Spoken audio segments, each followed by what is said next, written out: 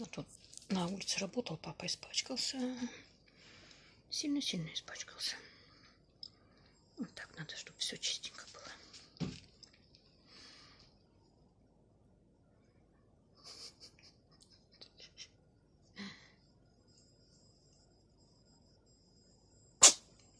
Ой!